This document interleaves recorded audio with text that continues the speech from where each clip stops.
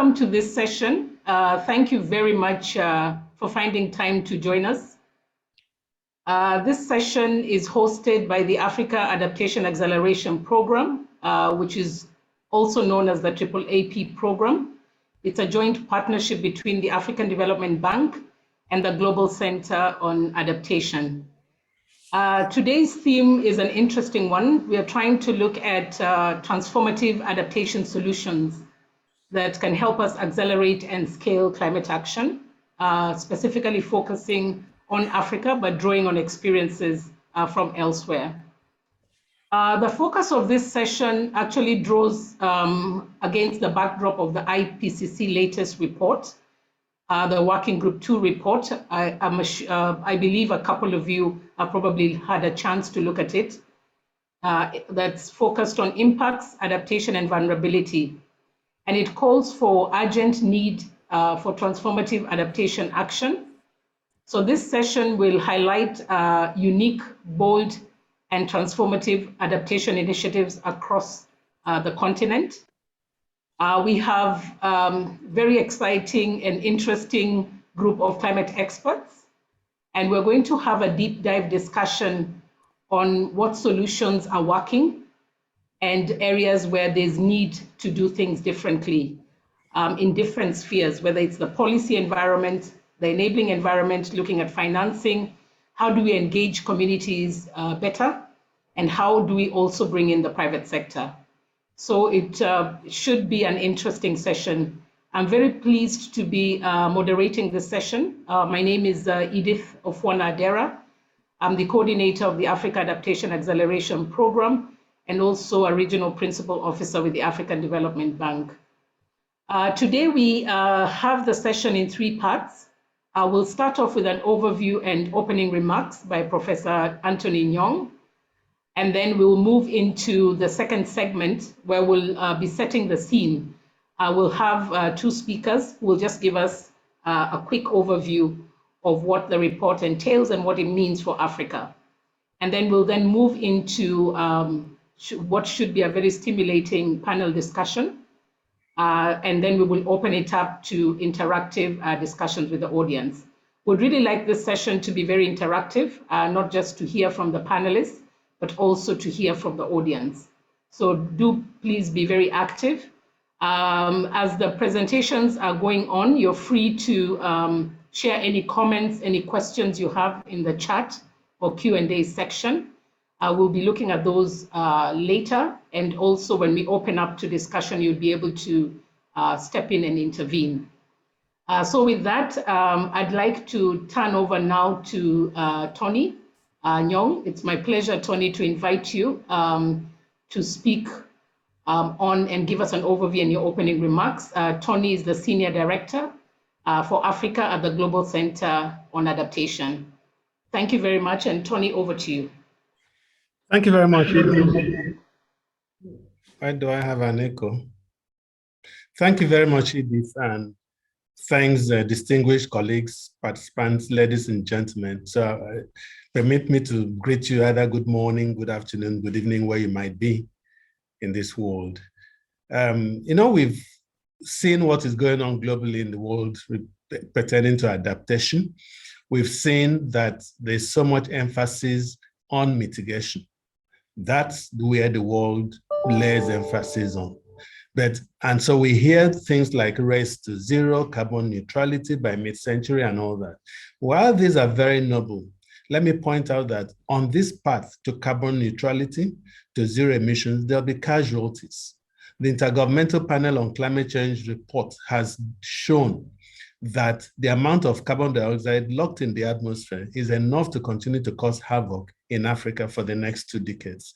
And so this report of the Working Group 2 that has been released is a wake-up call to most of us that these casualties will be mostly felt by those on the front lines. And Africa as a continent is clearly on the front line. So the Global Center on Adaptation was basically established to scale up adaptation, accelerate adaptation globally, because the rhetorics of not paying so much attention to adaptation and resilience wasn't going to get us anywhere. So the Global Center was set up less than 3 years ago to drive this agenda, bring this to the minds, the heart, the consciousness of everyone that adaptation is extremely, very important. Then the other thing that has happened is the Global Center on Adaptation now says, look, where are the needs really prominent? And the needs for adaptation here is in Africa.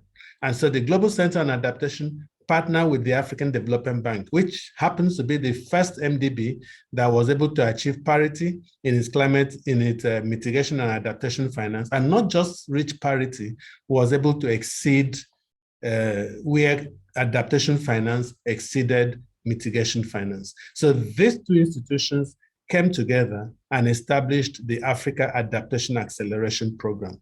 The Africa Adaptation Acceleration Program basically looks at where is the niche, or where are the niches, what are the gaps that need to be addressed, what bold ideas should be taken into consideration to drive adaptation on the continent. It's a $25 billion program over 5 years to be able to mobilize this magnitude of resources to address adaptation. So what happened then was that the Global Center on Adaptation, the African Development Bank, now looked at the nationally determined contributions of African countries. A report was made on the adaptation elements of the NDCs of African countries, looked at the NAPs, looked at the Africa Adaptation Climate Change and Strategy of the African Union and so on, and then identified 4 bold ideas where there are gaps. And those 4 bold ideas are: 1, modernizing agriculture, not just through tractors and so on, but actually using data-enabled digital climate solutions in Africa's agriculture. Last year, November, I was in Kenya, and they were expecting the rains, and I think they're still expecting, and the rains didn't come. So most of our farmers are completely left in the dark, don't know how to ride the crest. So this pillar, or this bold idea that we have, is how do we build in data-enabled digital solutions into Africa's agriculture to achieve food security. That's a gap that we've seen happen. The second niche area or gap that we want to address is infrastructure. About 70% of Africa's infrastructure is yet to be built, and we believe it's better to build it right the first time than to retrofit.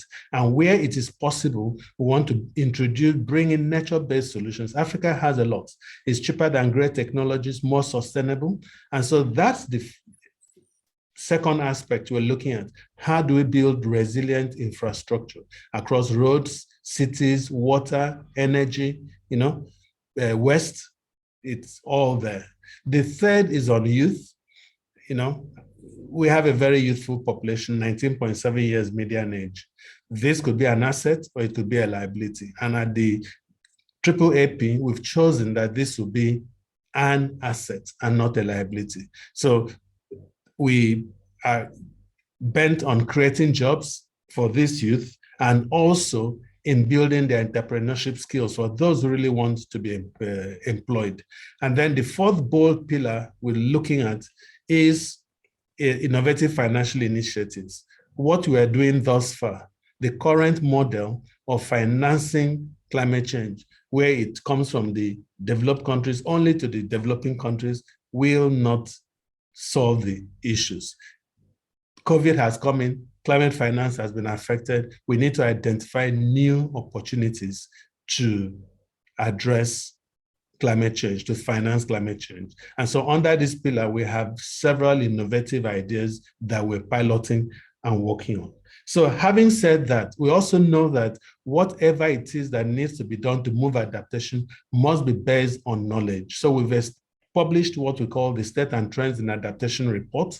Africa 2021 is going to be an annual report. And what this report has shown is that investing in adaptation and resilience is smart economics because of the positive returns on investment. So having said that, I know that the teams here, from what I've seen, will go into deeper discussions on these 4 pillars. But let me point out that these pillars came out of a need for a solution. We've had the problems.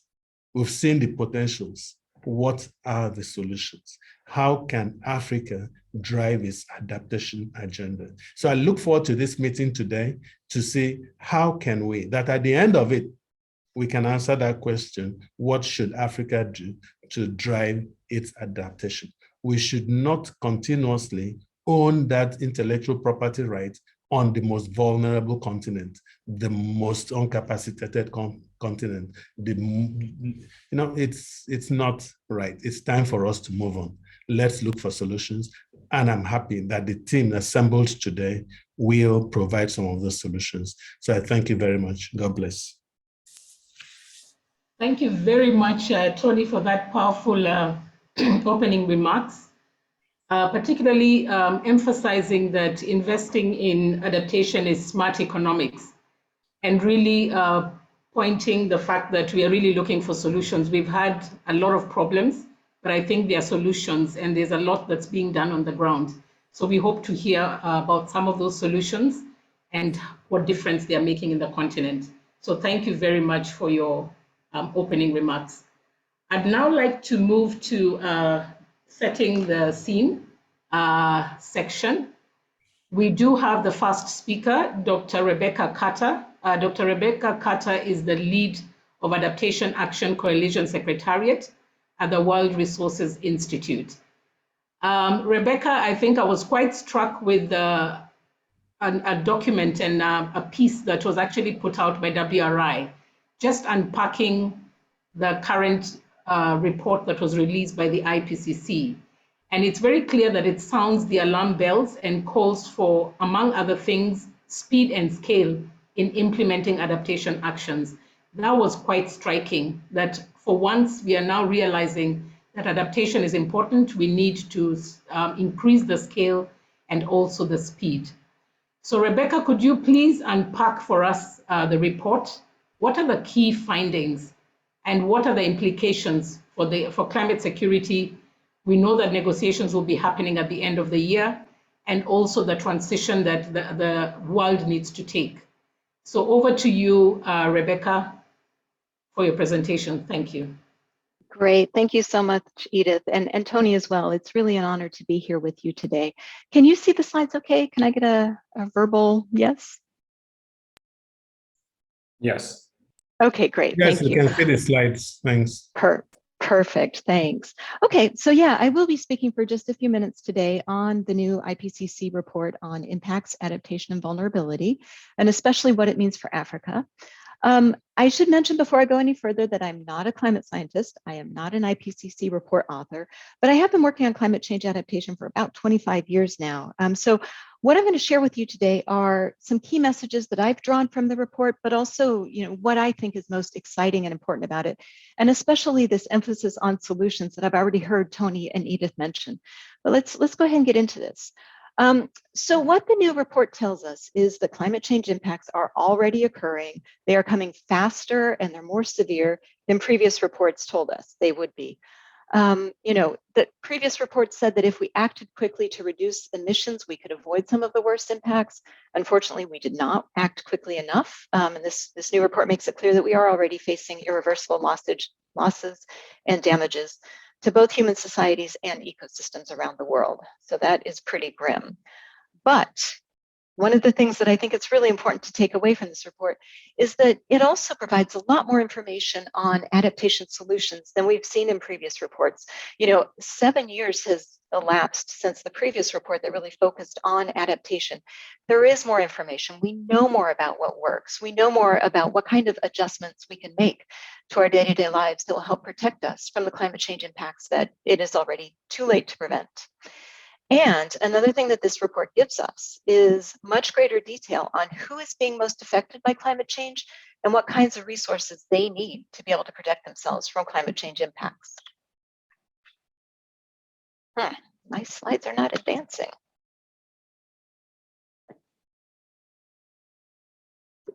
Okay, it looks like they went now. Okay, so just to say a few more words on the impacts and pull out some kind of key facts from the report that might make it a little bit clearer. Climate impacts are already more widespread and severe than they were projected to be. This report estimates that storms and floods have forced 20 million people from their homes per year in recent years. In the next decade, we're looking at perhaps 80 million more people being driven into poverty.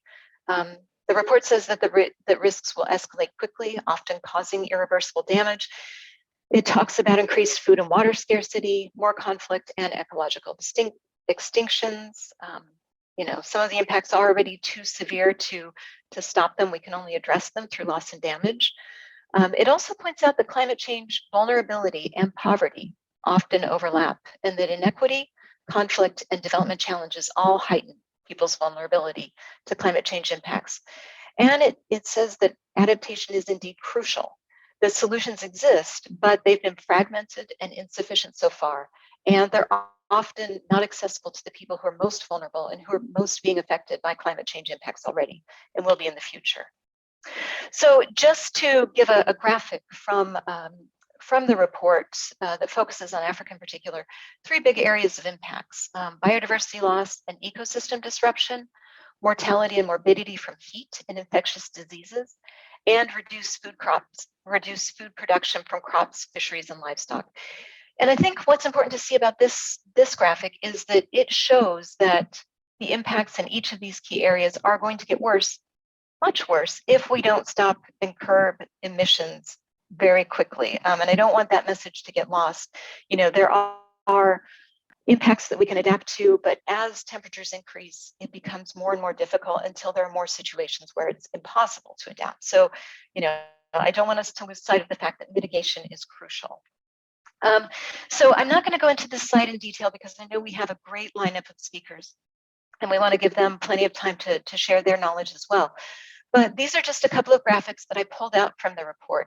In each of these, the top row of dots is global impacts. The second row of dots is impacts in Africa. So we can see how does Africa sort of compare in terms of impacts with the rest of the world. The first one is observed impacts of climate change on ecosystems. And you can see that they are hitting Africa quite hard as well. The areas where it's low evidence or evidence is limited, it might not be that the impacts aren't there. There just might not be enough sort of monitoring of them to be included in this report to the same extent. That second graphic is observed impacts of climate change on human systems. And what we can see here is that Africa is being harder hit in terms of agriculture and crop production, infectious diseases, heat, malnutrition, and other impacts on health, and damages to key economic sectors, as well as displacement. So I liked that both Tony and Edith focused on solutions. And as I said when I started, that is something that I think this report gives us a lot more insight into. Previous reports just sort of talked in somewhat vague terms about options, and gave estimates of how effective they might be. But this report really draws on a stronger evidence base and goes into a lot more detail about which types of adaptation options are likely to be most effective and feasible in different contexts, and who stands to benefit the most from different types of actions. It integrates social justice and climate justice in new ways, which I think is very important. There's a lot more emphasis on which countries have the highest number of people who are facing climate risks and who have the fewest resources with which to adapt. But it also points out that there are vulnerable groups even within the wealthiest countries. And this report recognizes maladaptation, which is unintended negative consequences when we might try to adapt if we do not look far enough down the road, if we only look for short-term solutions. I'm not going to go through this in any detail, but I wanted to include it just to give you a sense of how much, even in just the policymaker summary, how much detail there is on which kinds of adaptation or which adaptation solutions are most effective and most feasible through scores of different ways of looking at them. So pulling out a few things that the report says for Africa in particular that are crucial for solutions. One is, of course, adaptation costs will rise rapidly with global warming, and increasing public and private finance flows by billions of dollars per year is going to be crucial. I think some of our other speakers will talk about that in more detail. It talks about integrating climate adaptation into social protection programs. as being particularly effective for many African countries. These include things like cash transfers, public works programs, and healthcare access. These can all increase resilience to climate change. It talks about the importance of gender-sensitive and equity-based adaptation approaches for Africa, to help marginalized groups across multiple sectors, including water, health, food systems, and livelihoods. It also talks about the importance of early warning systems and that they can be of great value. Just a couple more solutions to mention that the report calls out. Innovative index-based insurance schemes for transferring risk, solutions for food production. I think we'll talk about that more today, but there are several different types of solutions that seem like they could be good fits and seem like there is more effort needed, great potential there. Ecosystem-based adaptation is highlighted, maintaining indigenous forests, and also recognizing the value of African indigenous knowledge and local knowledge systems to helping provide solutions, helping to figure out what is going to work in different contexts. So just to begin wrapping up, when we think about climate security, we're talking, to unpack that a little bit, we're talking about water security, food security, and also risks of increased conflict. The report talks about all of them. Those solutions can help to improve climate security.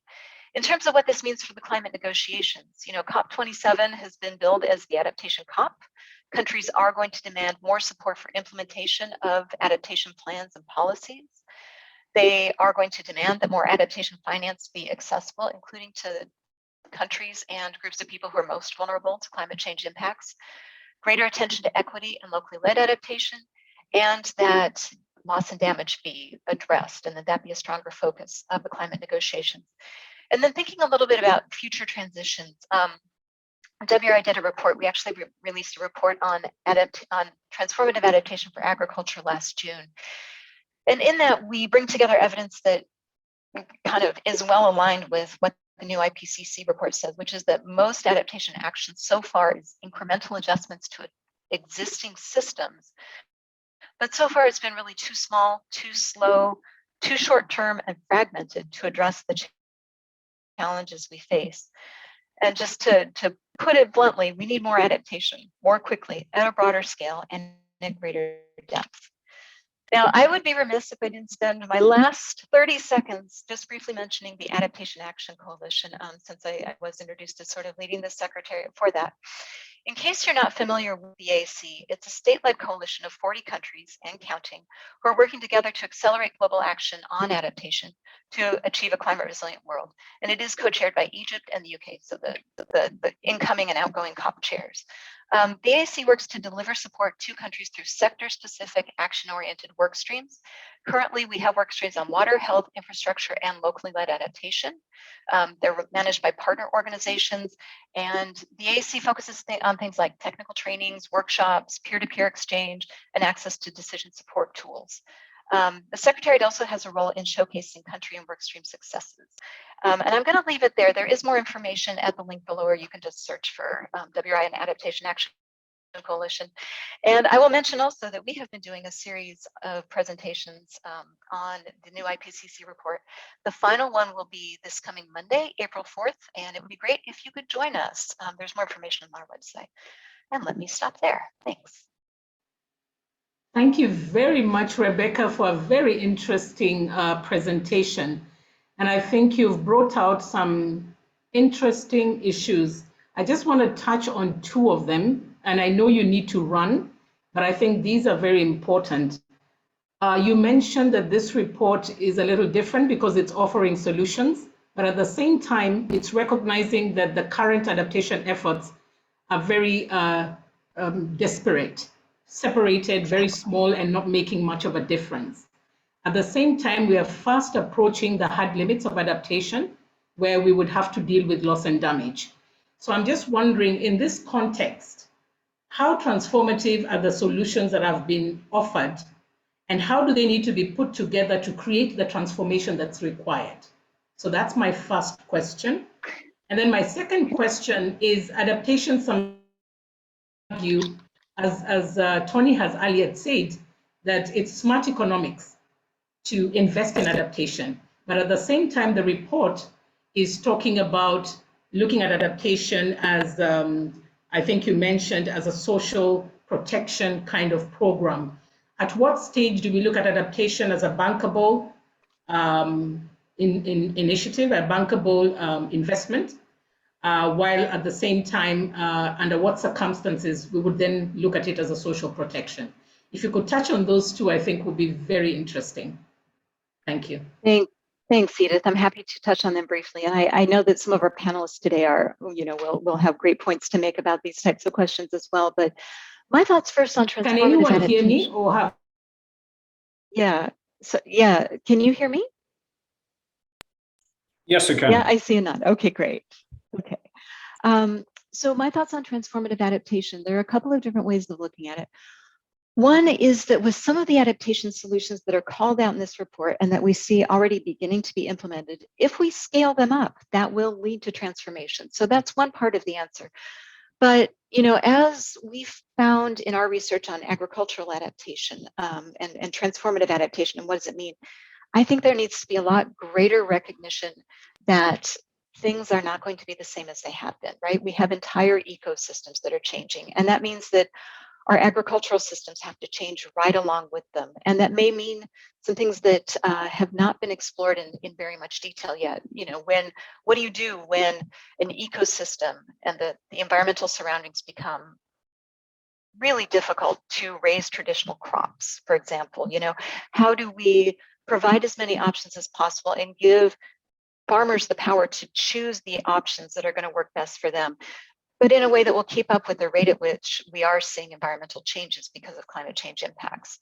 And then as far as the economic aspects, I think this is going to be a really exciting part of COP.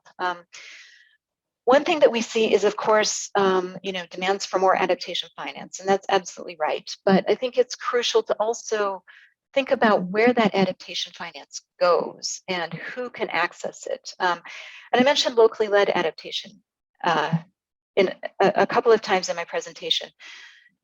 What we're hearing now is that it's only a small percentage of adaptation finance that ever makes it to local communities, and that needs to change.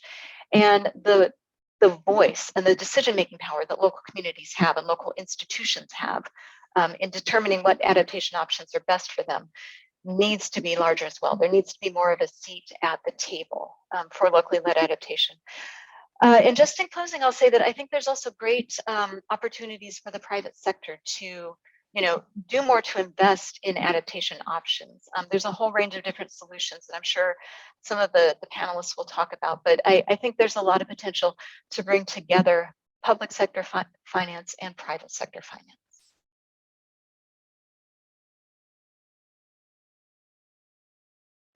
Thank you very much, Rebecca. Very much appreciated. That was very interesting. I hope you can still continue with us, but if you can't, we do appreciate your time. Thank you very much.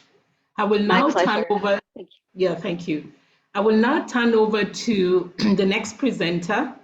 The next presenter is Professor Philip Antwi Agay. Professor Agay is Associate Professor at Kwame Nkrumah University.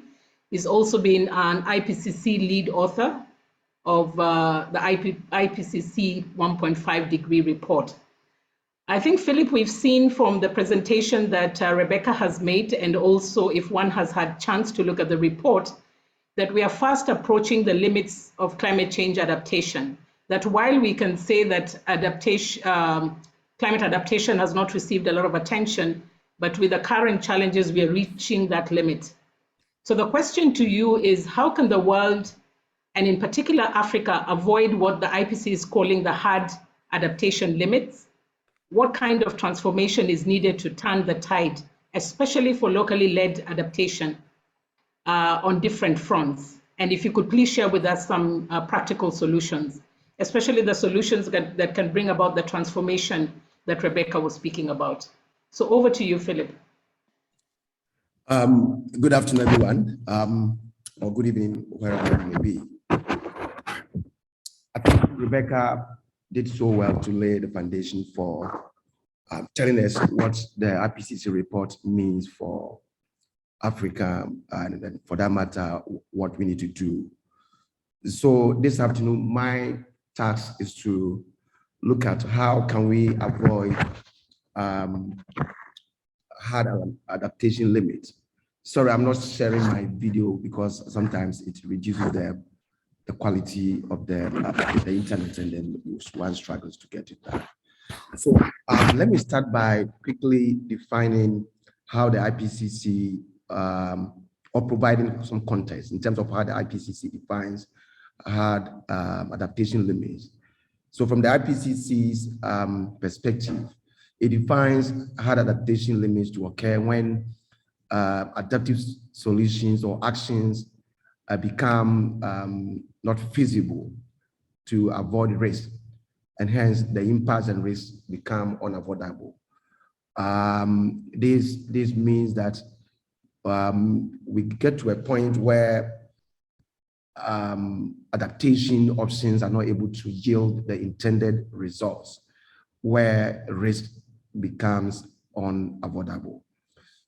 We have hard limits to adaptation, or hard adaptation limits, and then soft adaptation limits. But this afternoon, I'm concentrating or focusing more on how we avoid hard adaptation limits. So I've put together 6 or 7 areas that I want to talk on this afternoon. The first one I want us to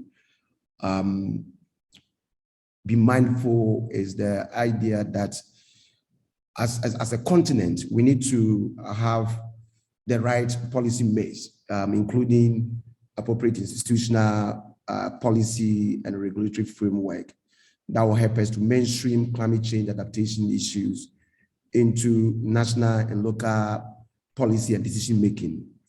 And I think that this needs to be done across scales, at the local level, at the regional level, and then national level. Of course, I mean, the evidence is now overwhelming that our climate is changing, and we need to take action in every decision that we take. Now, as a country, Ghana, for instance, we are trying to mainstream climate change adaptation into many of the things that we do, from the local to the national level. Of course, we have a climate change policy and other things that guide such processes. So as a continent, one of the first things that we need to do is having the required policy and institutional framework that will guide our policymakers to mainstream climate change adaptation issues into whatever decision that we are taking. Then one of the other important things that we also need to bear in mind is how do we blend local indigenous knowledge with scientific knowledge.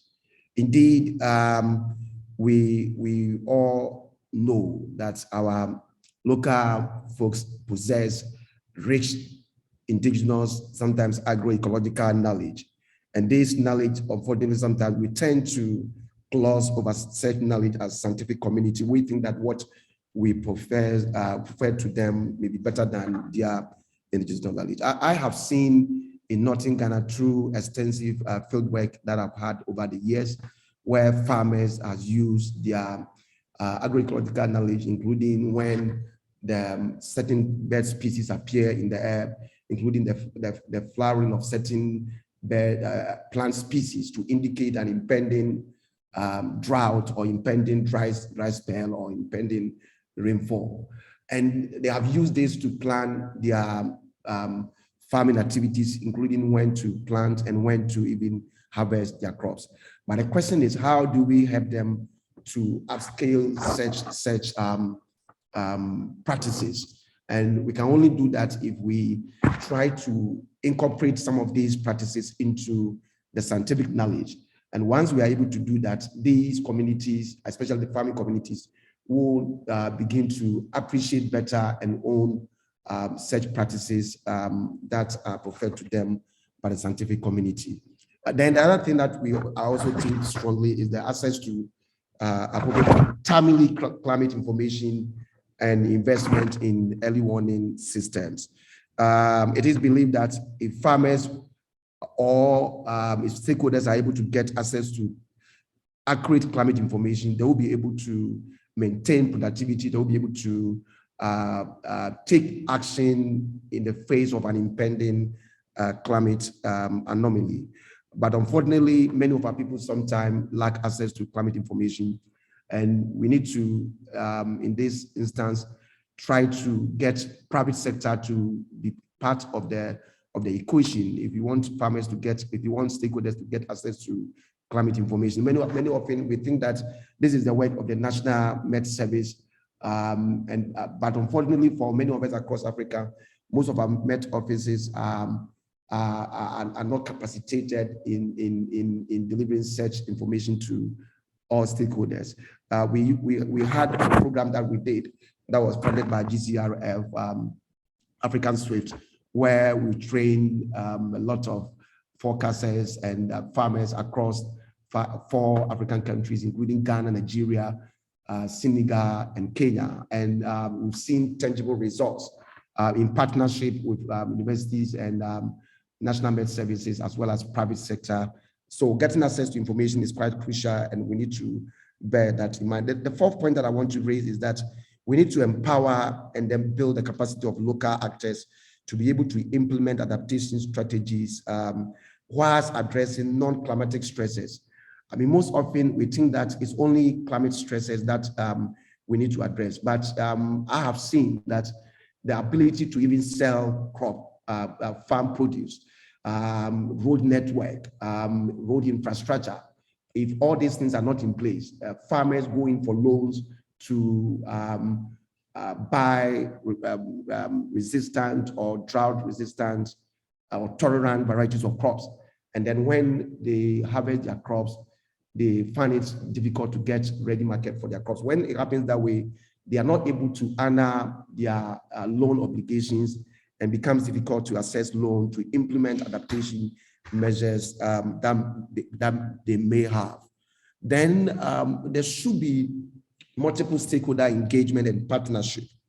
I mean, we cannot talk of addressing climate change, which is a very complex issue, without building appropriate partnership models that provide the necessary platforms for addressing climate risk. I mean, this partnership should include formal and informal institutions at the local level, at the regional level, and the national level.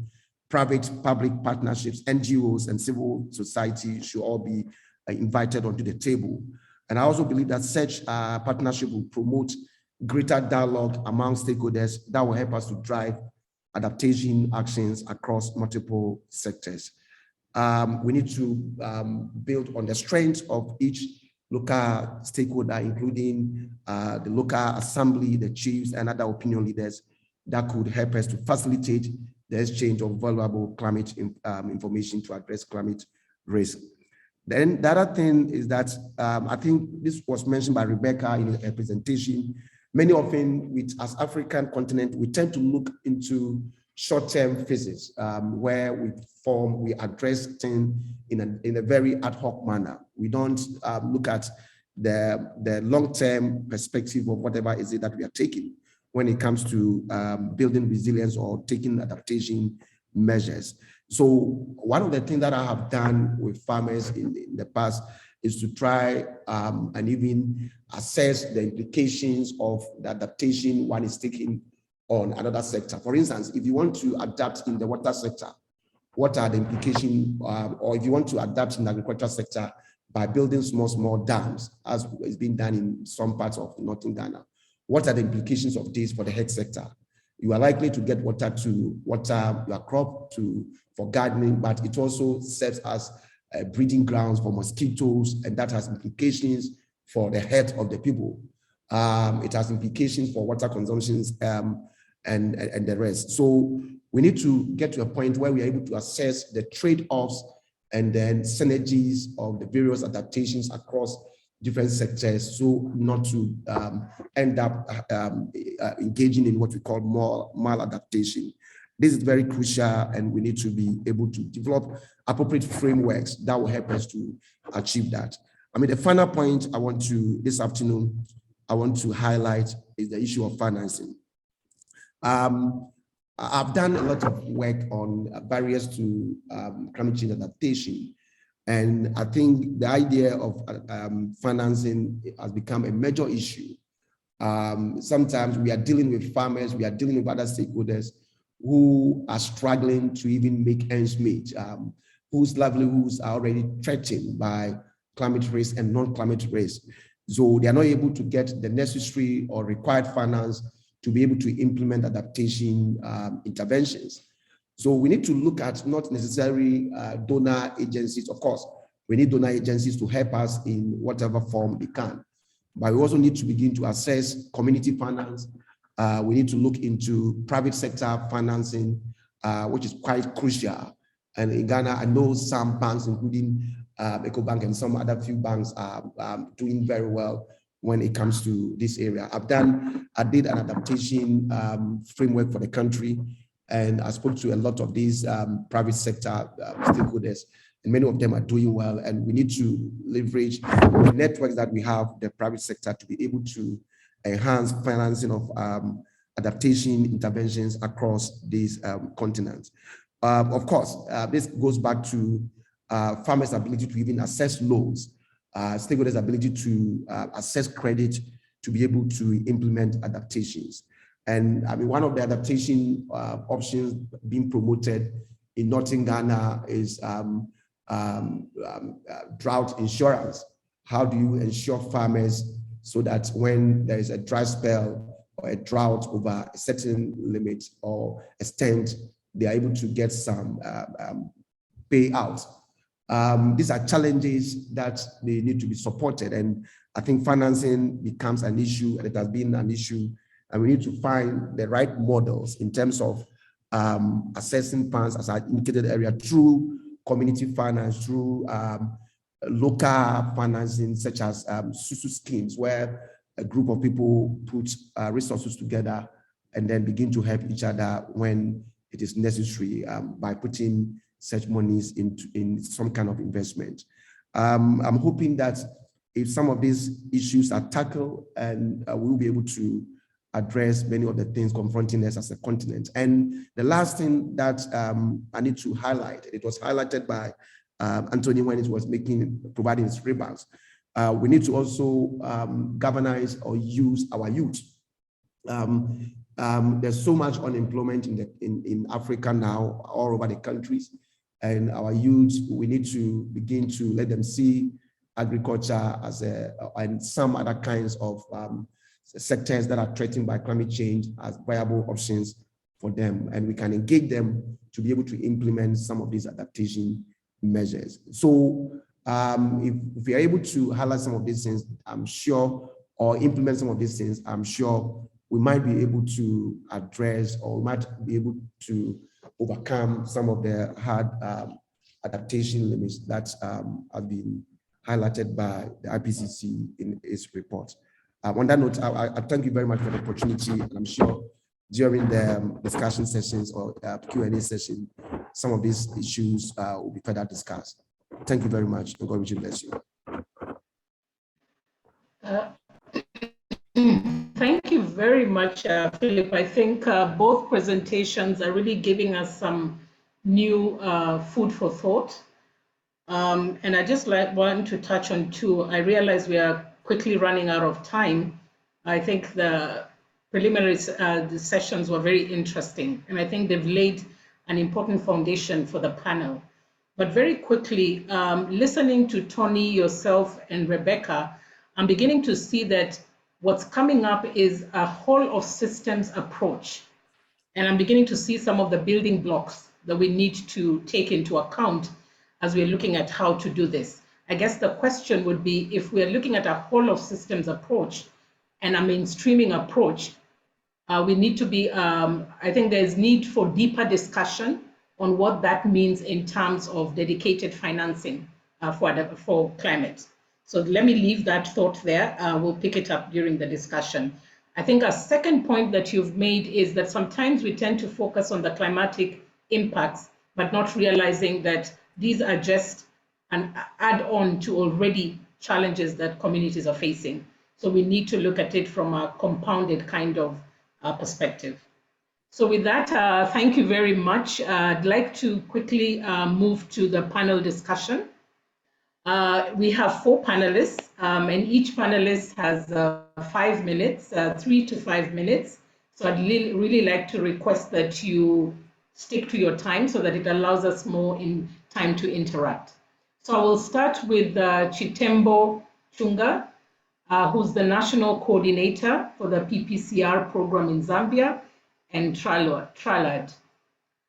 Chitambo, as a policy technocrat and somebody who's implementing adaptation and resilience initiative in Zambia, could you tell us what an enabling environment and transformative actions are needed to address the climate emergency, and particularly to drive locally led adaptation? Tell us what you're doing in Zambia and what you've seen done in other countries across the continent that's really making a difference. Over to you, Chitembo, and you have a maximum of 5 minutes. Thank you. Thank you, Edith. And it's great to listen to the speakers much earlier, setting the ground. Yeah, I'll try to maximize the 5 minutes. From our experience, let me first begin from the Zambian perspective. Having a robust policy environment which addresses adaptation issues is very important. And I think Zambia, that's the first thing that it worked on, is to have a national policy on climate change. That's guiding nationally what we need to do to respond to climate change vis-a-vis resilience building and adaptation. And in that policy, it identifies what are the critical sectors that have been negatively affected by climate change, agriculture being one of them, water, forestry. Mainly for Zambia, those are the main issues, and infrastructure. So how do we respond? How does the economy of Zambia respond? How does each player comes on board? That brings us to what are the legal issues that the country needed to bring on board? Issues of incentives, how do we ensure there's market access? That also leads us to the infrastructure, both the hard infrastructure, that is our road network, our railway system, our ICT, because now it's asking us to do business differently so that we reduce the carbon footprint. And it also allows more players, especially our rural communities, to still trade, to still have access to information if the ICT infrastructure is improved upon. Insurance, especially the agro insurance, which is kicking off very well. Government needed to create a policy environment, an enabling environment for the insurance sector to thrive in order to promote adaptation. It's the weather insurance for Zambia, generally, it's something which is just kicking off much more now than previously. It's something that even as farmers wouldn't really look at. But because of the variability in the changes of the weather, you can't anticipate how long the rain season is going to be or how much rainfall will be, whether there will be a longer drought or not. Just this year we've received, when you look at the amount of rainfall which has come, it's good rainfall, but the period in which it has rained is shorter than we normally have. Hence, it looks at what kind of crops did we plant, what advisory services were given to the farmers, so that we still have adequate food for household consumption as well as for the market. Secondly, when we look at the policy environment, again, government did look at considering the issue of green bonds, and it's a good discussion. And this is bringing on board the private sector adequately. Thirdly, the adaptation journey for Zambia gives room to experiment on these adaptation efforts. Now that the policy has been set, that it has touched on key aspects on where we need to adapt and how we need to adapt, there should be room for experimentation. Working with the African Development Bank, the World Bank, and various other cooperating partners. But let me focus on the PPCR program, where we work with communities to help adapt to climatic shocks that we have, to change the way of lifestyle that they do. So we work with the communities, and the first thing that has to be looked at is the relevance of what are these interventions that are going to go into. How relevant are they to the communities to adapt to climate change? So the communities are run through what we call a climate risk and gender risk assessment, where they identify what climatic shocks affect them so much, and then they discuss with the technocrats how best are they going to address those shocks. For instance, if they have found that all of us over a period of time, they are now having less rainfall. So they say that, can we go into climate smart agricultural practices? What cost will it be to us as a community? Who's going to help us to move into this climate smart agriculture practice? Because we've always known to till our land like this, to root out everything in our fields. We don't leave any roots so that it stocks up the water and all. So such kind of interventions, we have to be very strategic on what kind of investments we go into, because they need to be relevant to promoting adaptation. And the relevance has to impact low carbon, it has to impact climate resilient development, and with the core benefits of sustainable development. So all these have to run in tandem for adaptation to be sustainable. Other issues for relevance that they look at is promotion of small ruminants. Of course, we're still not promoting cattle, although there's a different school of thought that if it's holistically managed, where there's bigger lands, they've got access to huge fields and all, we can still manage the cattle. But we're talking about communities where access to land is minimal, households have got fewer spaces of land to manage their issues. So we promote the small ruminants so that they still have access to their to their protein and also to sell off some of the things. We're also promoting climate community forest management, even at the community level and also at the farm level, promoting natural regeneration, so that we effectively contribute to increasing carbon sinks in the communities where we're working, and also to contribute to meeting the nationally determined contribution that Zambia sets itself up for. Secondly, for us to move on this, to meet our policy options, there's need for systemic change to be achieved. So the fundamental shift in system structures and functions, establishing a very effective enabling environment for implementation. So whilst we're working with the communities, the individuals, what is the sub-national government doing? How are they interacting with the communities? How are they integrating these adaptation activities and interventions in their local area development plans, in the district development plans, which eventually do feed into the national development plan for Zambia. So that effective implementation system of the intervention becomes very critical to promote systemic change, not only in the districts that we're operating in, but it does inform the rest of the country to move like that.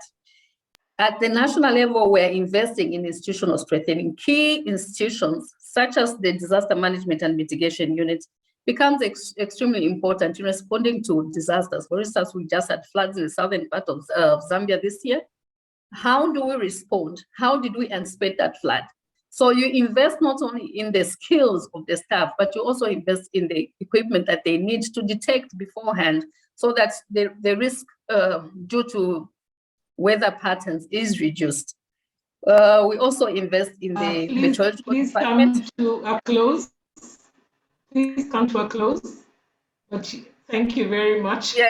So in closing, I will say that there's need for use of all players, the institutions of government, the private sector, civil society organizations, and all cooperative partners to feed into what the national policy documents do. But more importantly, that whatever it is that we're doing has to be relevant to promoting adaptation. There's also need to promote systemic change. And of course, in everything of these adaptation activities that you're talking about, there's need for scale and speed. If there are small activities isolated everywhere, we don't have that luxury of time to promote adaptation. I'll end there, but I'll be glad to respond to any questions that will come through. Thank you. Thank you very much, Chitembo. You've really taken us very deep in looking at the kind of change we were discussing for adaptation to make a difference. And I think you've pointed on two important things. And I think you've built on what Philip had talked about, the whole of system change that is needed. And I think you've sort of like indicated the kind of building blocks that are required and how that system change needs to happen at different levels. That's very interesting. And also the need to build institutional capacity. The last point that you've made, which I think is important for us to reflect on, is that whatever interventions we put in place, it should not just be focusing on adaptation, but should also look at low carbon, but also sustainable development, so that we're looking at the tripartite kind of in development change, so to speak. Thank you very much. I will now move to Peter. Peter works with Miswe works as a sustainable finance specialist with the CGIAR system. Peter is part of a team that's leading some cutting-edge research work, beginning to test some business models to make adaptation interventions bankable. Peter could have a tough job given the current that were presented by Rebecca, that IPCC is looking at adaptation probably as a social investment, social impact investment, but also at the same time a social protection program. So how do we bring in bankability? What are you working on, and could you give us some of the practical examples of how we're crowding the private sector investors to support adaptation? Over to you, Peter, and you have 5 minutes. Please try and keep to your 5 minutes. Thank you. Brilliant. Thanks a lot, Edith, for that. Once again, thank you for this initiative here. I'll just jump in right in with regards to when we talk about bankability, at least from a CJR and also from an investor standpoint, we're looking at this from at least two key buckets here in terms of risk and return, and whereby the return, we're looking at it once again in a split of two buckets of financial return and impact return. Remember, whilst being an investor, we are trying to ensure that these two particular levers are actually at an equilibrium for us to be able to actually go ahead and actually invest according to the investor's characteristics and standpoint. From a CJR standpoint, what we've been doing for the past couple of months, and actually to be honest, about 1 to 1.5 years, is that we've come up with a number of initiatives which we are looking into how we can make various agricultural transactions bankable. Remember, with regards to agriculture, the key issue here is that we've got a risk asymmetry with regards to what stakeholders believe as to what would be the critical risks, and also that stemming down into what would be termed as the return on investments, at least from an agricultural standpoint. Mind you, remember that this is not a sector that is in a vacuum. It is actually in competition with other sectors which have got slightly better risk-reward ratios. To this end, we've got two key projects that we've been looking at. The first one is dubbed ICRA, which is basically to accelerate the impact of CGR in research within the region. The key issue from this standpoint is how can we be able to rope in more, how can we be able to turn around businesses which currently are not quite business ready, and turn them into something that investors will be really willing to look for. And I'll delve into that slightly later. And then also just I think about a month or two ago, we had an initiative just launched between the Responsibility, KFW, and GIZ with regards to the climate smart food systems. That's basically looking with regards to bankability, with regards to transactions in the agri sector. But let me just step back and then address the three critical buckets of issues that we have within this particular sector. That is one, we've got a bankability issue, which you mentioned, but then also two key issues that we have. There are a risk component.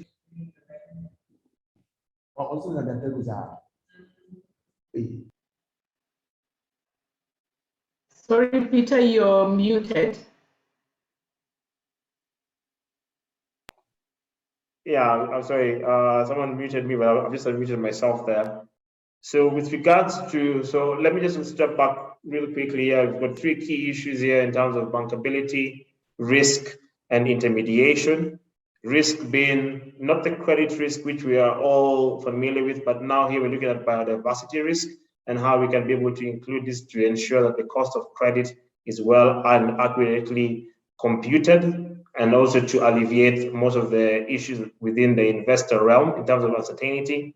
And then also one of the key things which also the previous speakers have talked about, but is also termed in a partnership level. So we're going to look at terms of intermediation. Remember, when we are looking at investments, at least within this particular space, we need to come in numbers. And when I say in numbers, I'm talking about in different focused investor numbers. So investors who are focused on return, investors who are focused on social return, investors who are focused on solely impact. And through that kind of syndicated transaction, we can be able to actually crowd in investors, reduce the risk, and then at the end of the day, be able to achieve the outcomes that we're actually trying to look into. And this is just from a financial risk area. One of the key issues also within the IPCC report was a nexus element. Agriculture is not a standalone variable. It actually has other components with regards to food, energy, and water. One of the key things that we're actually doing also within the CGI is that we've actually implemented tools which will be able to assist investors with regards to from a pre-screening and also an enhanced due diligence component. Remember the three key buckets which I'd talked to. But let me just pause it at that and then look forward to engaging the audience within the Q&A section. Thank you.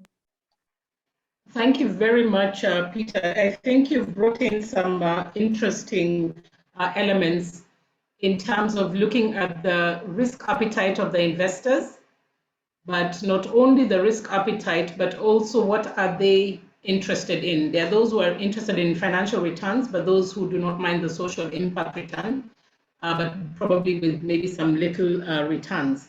But I guess within that context, also ensuring that risks are being managed.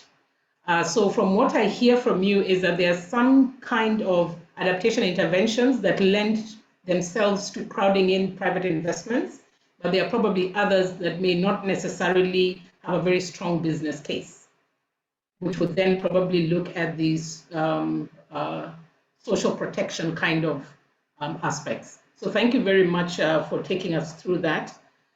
I would like now to turn over to the third speaker, who is Aramide Abe. Aramide is a regional program manager for youth jobs and entrepreneurship at the Global Center on Adaptation. Aramide is leading the youth pillar under the AAAP program with the GCA. And Aramide, you've heard from the earlier discussions that youth are positive change agents, and there's a need to use the youth and work with the youth to actually drive climate action on the continent. Could you please tell us how the Youth Adapt program under the AAAP is engaging African youth to create jobs and to build entrepreneurship and climate resilience in the continent?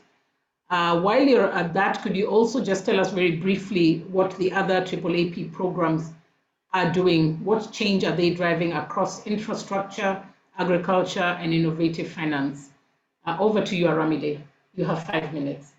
Thank you so much, Edith. It's a pleasure to be here. Good afternoon, everyone, again, and thank you for those questions. I probably will need to share my screen to speak to the second question, but I wondered if I could probably just start anyway.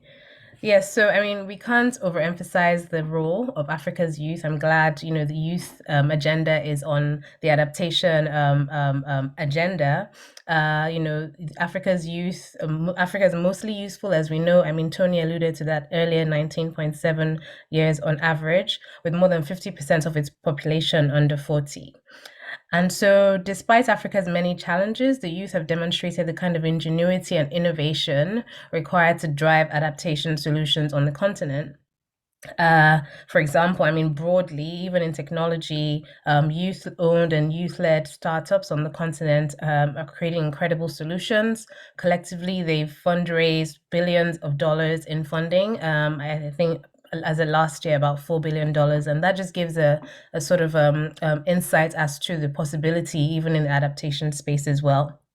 And so it's exactly that kind of ingenuity that we're looking to recognize with the Youth Adapt program. And so I will share my screen now, where we're looking to drive economic growth, of course, and address climate adaptation, but across 4 strategic sub-pillars. So please let me know if you can see my screen.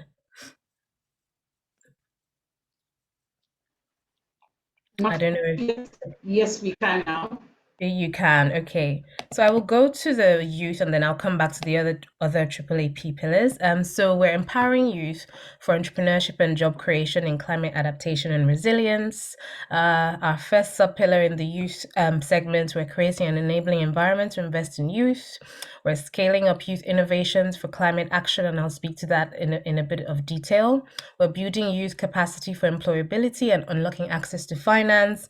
And then we're mainstreaming adaptation jobs into key multilateral development bank projects, the African Development Bank being very instrumental in this AAAP as our core partners at the GCA, looking at projects that are being funded and financed by the AFDB, and then mainstreaming adaptation jobs into job creation components of those country projects.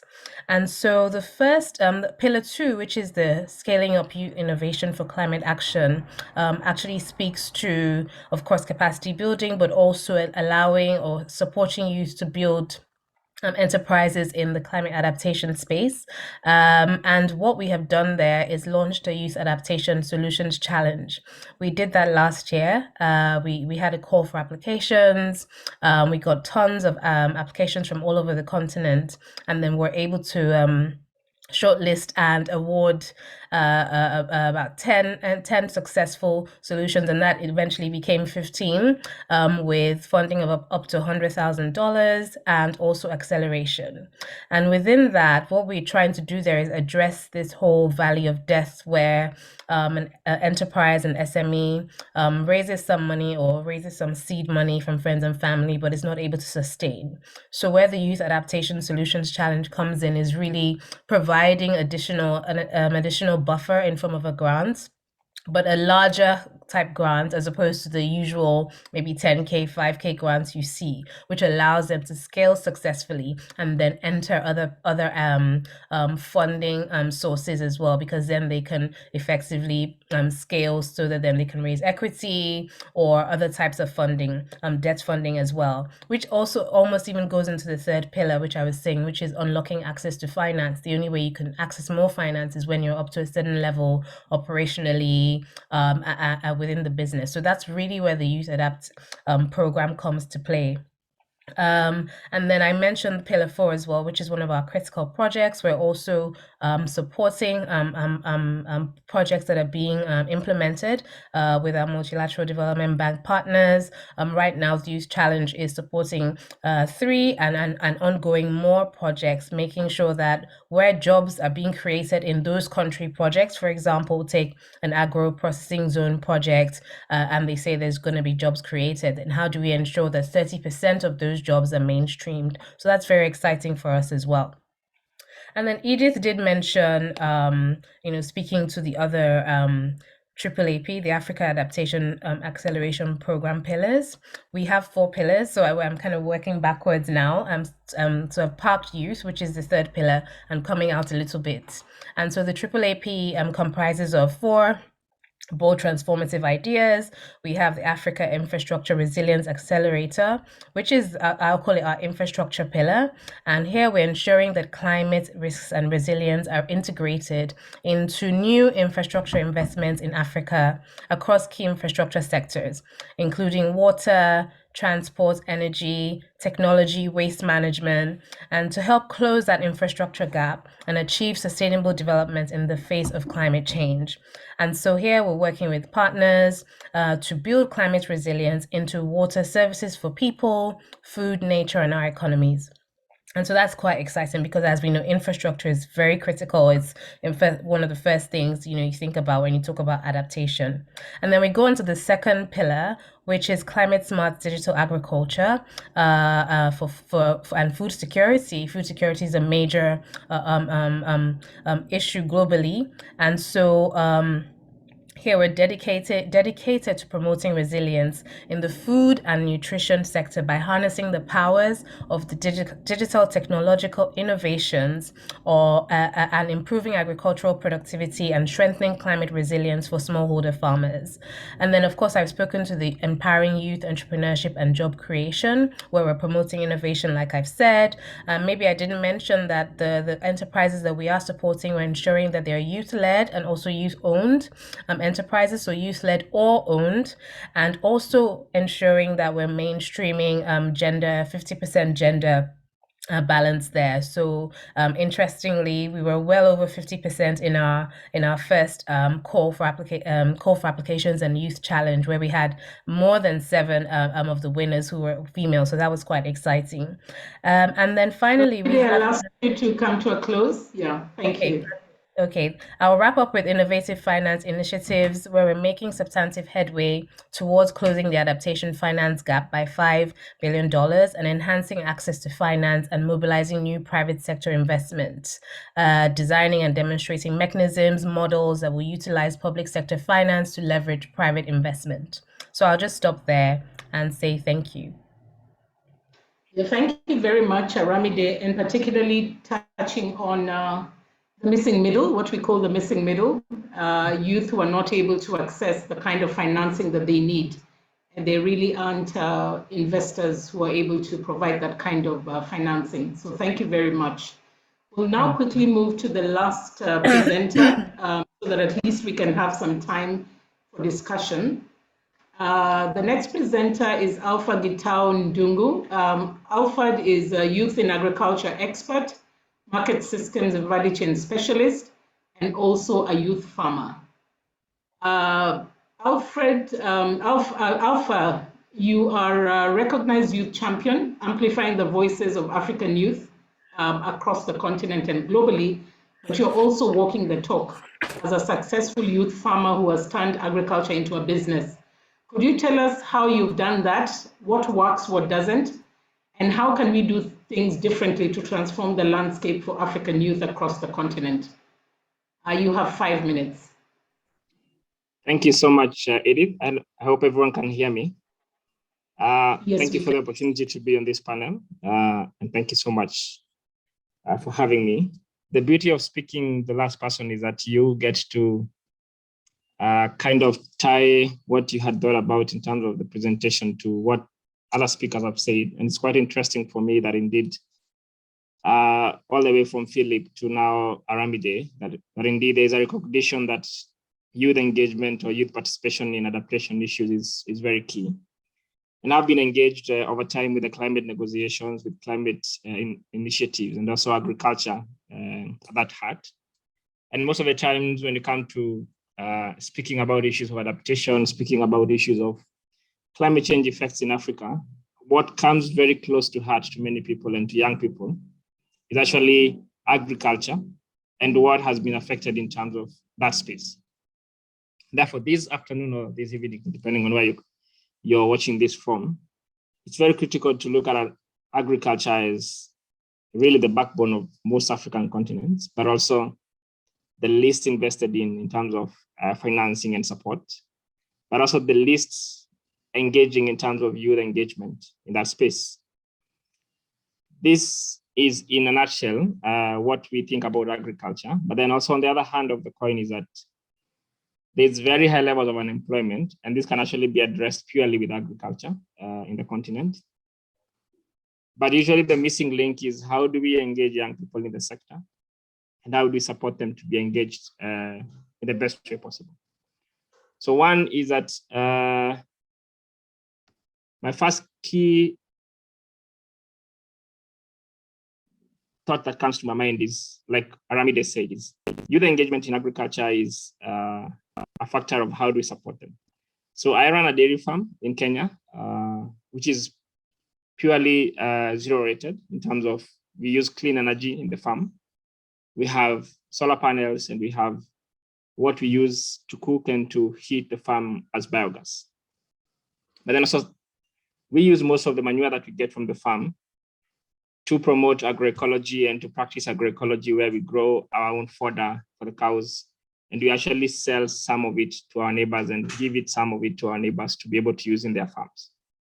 So we consider ourselves a green farm in that perspective. However, the amount of investment that we have put into that has been quite high. And a lot of young farmers cannot afford such kind of investments. And it's been over time that we've been able to grow to this level whereby we are able to say that now we are actually walking the talk, not just saying about adaptation and about how to get things right in terms of climate change effects, but now we are actually walking the talk. But straight to the point is, number one, we need to look at issues of financing. It is true that actually there's a lot of financing available in the market. But for me, the key question that needs to come to our minds is the modalities of young people accessing that financing is what needs to be looked at. You cannot tell a young person that they need to be making $5,000 every month to be able to access that financing, yet they have an innovative idea. They're still at the stages of proof of concept. So we need to structure our financing in the sense that it looks at different stages of different businesses. And as we all know, agriculture is a very slow business. You need to start from somewhere, and a lot of times is that you fail along the way. But then we need to look at how do we structure our financing in a way that it actually is able to speak to the needs of young people in the agriculture sector. That's number one. Number two, when I look at this, I look at very critical issues of access to information. We have a lot of new or innovative ideas happening in the continent, yet a lot of us as young people are not able to get this information and to share what is happening and to maybe replicate these ideas in other countries. So how can the AAP, the Adaptation Acceleration Program, play a role when it comes to profiling some of these innovative ideas and sharing them out there with other young people, and providing a platform whereby I, as a young person in Kenya, can share with someone in Ghana and in Nigeria. And maybe actually doing the same thing. We just need to harness a bit of what we are doing to actually make more impact. That's number two. Number three is on the issue of technology transfer. And this is very key when it comes to issues of climate change and how do we use technology transfer to be able to support livelihoods and to empower young people to actually address issues of climate change. We have innovative technologies in different parts of the continent. But actually maybe my challenge in Kenya can actually be addressed by a technology that has already been tested in Nigeria or in Ghana. But then I don't know about it. So it's once again going back to the issue of how can we share that information and how can we connect young people to be able to share and to be able to actually have collective action towards this. So I hear a lot of discussions about policy, about how to ensure that we have sound policies. But for me, actually, the question is, we already have a lot of policies on paper seated somewhere, but actually, how can we engage young people to be able to take these policies from, number one, the point of engaging them to be able to be at the table when designing the policies, but then number two is also how do we engage them to be able to be actors and to be people who actually take the policies and implement them. So in a nutshell, for me, that is what we need to be looking at as we move forward in terms of adaptation issues and how to engage young people. And it's quite interesting for me that indeed AAP is looking at it intrinsically and in a way that actually addresses some of these challenges in terms of financing, access to information and all that. So I'd like to leave it at that. And thank you so much, Edith, for the opportunity. Thank you so much. Thank you very much, Alpha, for bringing the very practical, hands-on perspective. particularly two issues that you've raised is in terms of access to finance for young people is to really structure them according to the stage of where they are at. And I think your second point is how can we engage youth across the entire value chain, from policies to actually getting the policies in place. And I've seen a question as well in the chat where somebody is saying it's well and good to have these policies in place to have access to finance, but to what extent? And I think Rebecca did mention to us that the financing is not getting to the people who need it most. So I guess we need to begin to ask ourselves, how do we get the finance in the hands of those we want to work on these innovative solutions? So thank you very much for your intervention. I see we have just a few minutes, about 5 minutes to engage. I'm sorry that the discussions were very interesting that we went overboard. So I'd like to start by asking if there's anyone in the audience who would like to ask a question before I go into the chat. If you could raise your hands, anyone who has a question for the panelists.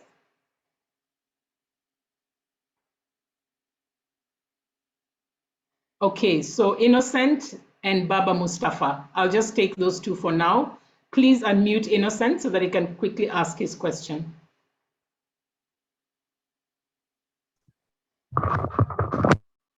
Innocent, go ahead. Hello, do you hear me? Yes, we can. Okay. Thank you so much. I'm really happy for this very powerful discussion. And it's not really a question, but it's missed. So the first thing, as far as Ito concept, finance is a really critical aspect for agriculture.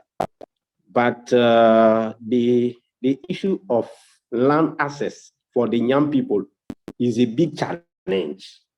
It's really big challenge, and I wanna know what kind of strategy they use to help the young people who accepted to go in agriculture sectors. What kind of strategy they will use to let them have some land. So it's really important. So globally, in the way of climate change, what is the place of youth land access for those who are already talking about the climate change aspect? Thank you so much.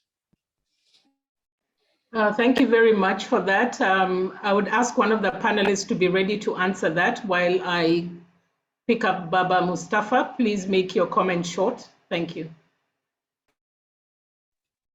Thank you, Edith. The first one is a comment. Rebecca talked about relevance, and I think this is very important.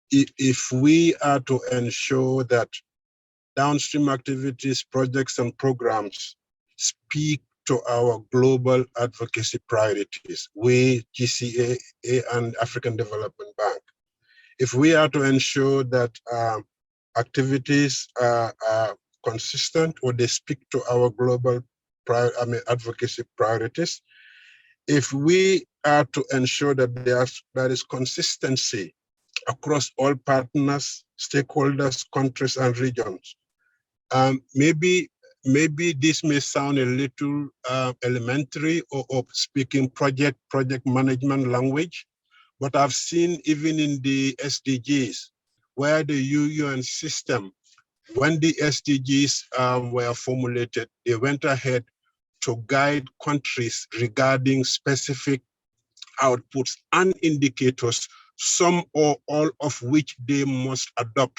to ensure relevance of the activities downstream to the global advocacy priorities.